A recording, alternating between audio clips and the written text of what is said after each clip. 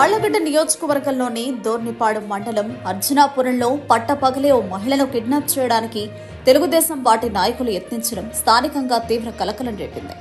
గ్రామస్తుల సమయోచిత ప్రతిఘటనతో కిడ్నాప్ యత్నం విఫలమైంది. వివరాల్లోకి వెళితే అర్జునాపురానికి చెందిన ఓ మహిళను టీడీపీకి చెందిన కొందరు నాయకులు బలవంతంగా కిడ్నాప్ చేయడానికి ప్రయత్నించారు. అయితే వారిని అడ్డుకోవడానికి గ్రామస్తులు వెంటనే గుమిగూడారు.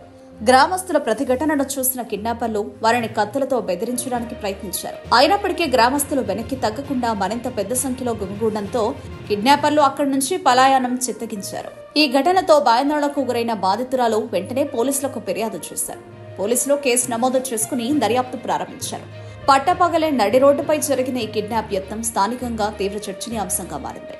గ్రామస్తుల ధైర్య సాహసాలను అందరూ అభినందిస్తున్నారు. కిడ్నాప్ యత్నానికి పాల్పడిన వారిని కఠినంగా శిక్షించాలని బాధితురాలి కుటుంబ సభ్యులు, గ్రామస్తులు డిమాండ్ చేస్తున్నారు. పోలీసుల దర్యాప్తులో నిందితులు ఎంతమంది, వారి లక్ష్యం ఏమిటి అనేది తెలియాల్సి ఉంది. ఈ ఘటనపై టీడీపీ నాయకత్వం ఎలా స్పందిస్తుందో వేచి చూడాలి.